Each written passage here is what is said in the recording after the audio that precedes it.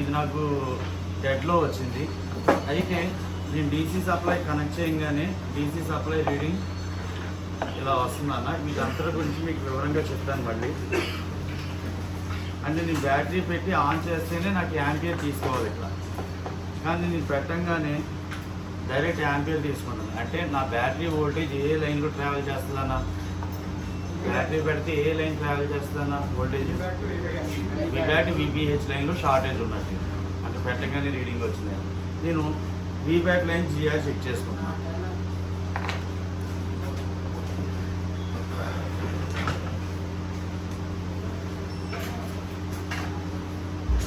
VBAT లైన్లో కూడా ఉండొచ్చు కదన్న షార్టేజ్. కాబట్టి VBAT లైన్ బ్యాటరీ కన్నా పాజిటివ్ ఇదన్నా, ఓకేనా. గ్రౌండ్ ఇది అయితే నాకు 350 ఎవో రావాల్సింది 266 వస్తుంది. దీని నుంచి షార్ట్ కిల్లర్ అప్లై చేస్తున్నా. అప్లై చేస్తే నాకు ఏ ఐసీ మెల్ట్ అవుతుందో ఒకసారి ప్లేస్ చూపిస్తాను, అది చూడండి.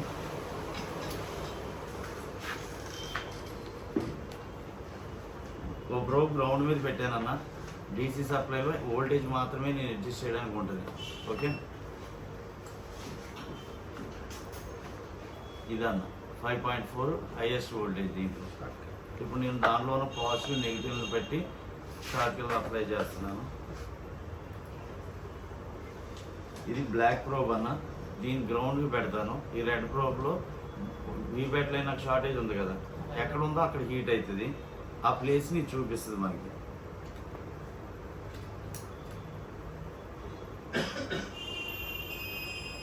ఇటువైపు హీట్ వచ్చిందన్న. ఇక్కడ మళ్ళీ చెక్ చేస్తే ప్లేస్ చూపిస్తాను నేను. ఈ ప్లేస్లో హీట్ వస్తుందన్న. ఈ ప్లేస్లో చెక్ చేసుకున్నా, ఎటువంటి షార్టేజ్ లేదు. నేను బ్యాక్ సైడ్కి తిప్పానన్న. ఇప్పుడు మామూలుగా మాన్యువల్గా నేను చెక్ చేసినప్పుడు డీసీ సప్లై పెడుతున్నాను. మనకి అలాగే వోల్టేజ్ వెళ్ళినప్పుడు డ్రాప్ అయ్యే దగ్గర హీట్ అవుతుంది కన్నా.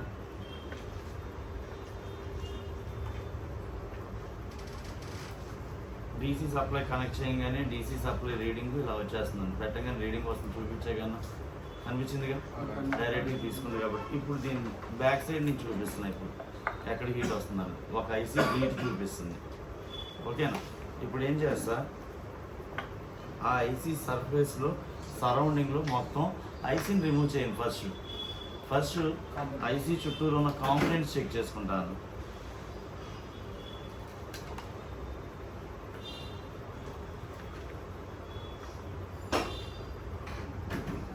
వాల్యూ వస్తే వాల్యూ వచ్చిందని చెప్పండి అన్న.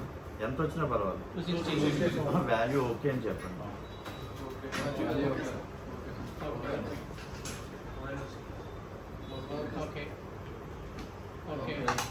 చిన్న వాటితో సహా చెక్ చేయాలన్న మనం.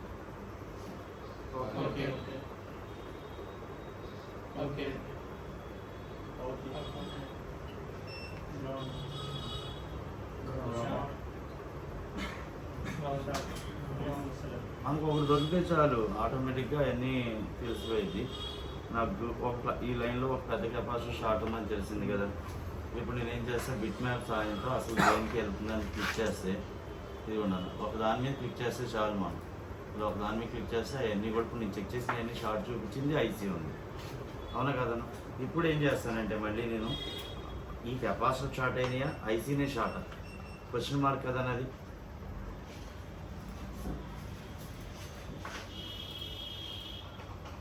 రోజున అప్లై చేస్తా ప్లేస్లో.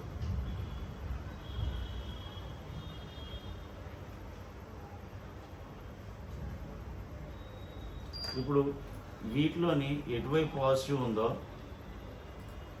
ఇటువైపు కన్నా కెపాసిటీ పాజిటివ్ ఉంది, అటువైపు నేను వోల్టేజ్ ఇంజెక్ట్ చేస్తాను. ఇందాక డీసీ సప్లై ఉంది కదన్నా, డీసీ సప్లైతో వోల్టేజ్ ఇంజెక్ట్ చేస్తున్నాను. ఒకటి గ్రౌండ్ మీద పెడుతున్నా, ఇదే కదన్నా పాజిటివ్. ఐడియా గుర్తుందన్న, పాజిటివ్ దీని మీద క్లిక్ చేస్తున్నా. ఒక కెపాసిటీ మెల్ట్ అయింది కదన్న. ఇప్పుడు ఆ కెపాసిటీని రిమూవ్ చేసేస్తాను.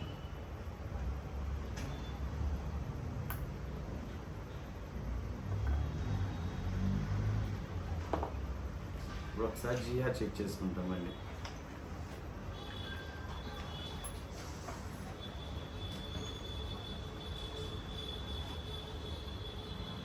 వచ్చేసింది కానీ 15కి వచ్చేసింది అన్నది. ఇప్పుడు ఆన్ చేసి చెక్ చేస్తా ఆన్ అవుతుందా లేదా అని.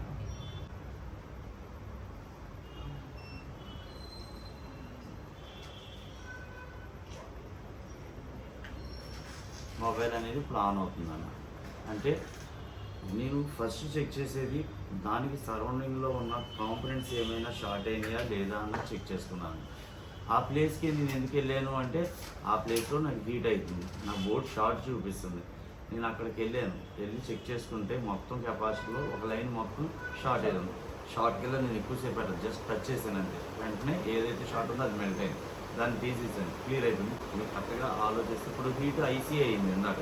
ఐసీ రిమూవ్ చేస్తే ఏమొచ్చింది మనకి అంతే. కాబట్టి ఫస్ట్ సరౌండింగ్స్ చెక్ చేయాలి. ఓకే అండి.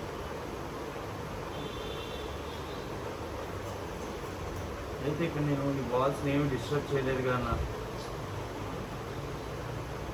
దీని మీద ఉన్న ఫ్లెక్స్ని క్లీన్ చేసేస్తాను.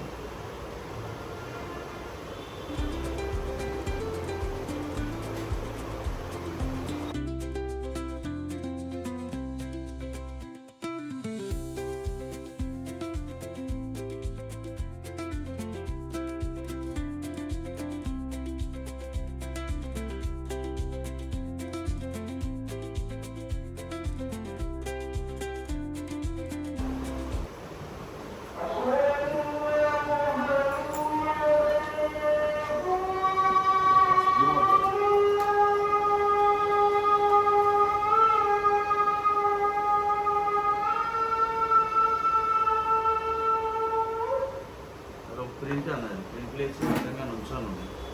ఇప్పుడు ఏం చేస్తానంటే ఫ్లెక్స్ అప్లై చేసేసి ఫ్రెష్గా ఇందులో రాదు, ఇందులో క్లారిటీ రాదు. బోర్డ్ మదర్ బోర్డ్ స్టాండ్ మీద ఉంది కదా, ఫ్రెష్ ఫ్లెక్స్ అప్లై చేస్తాను.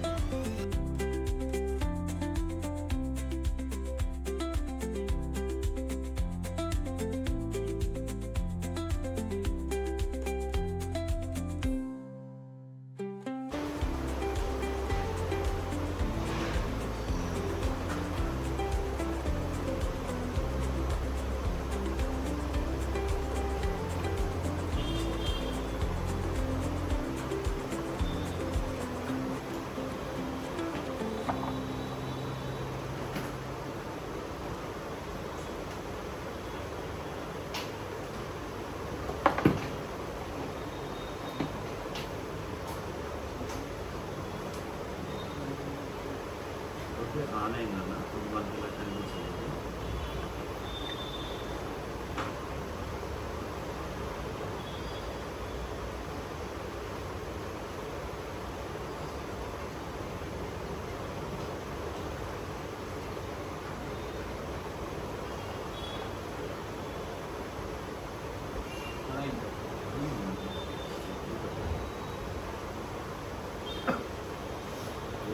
స్టిక్ పెడితేనే లైటింగ్ కనబడుతుంది, లేకపోతే కనబడదు.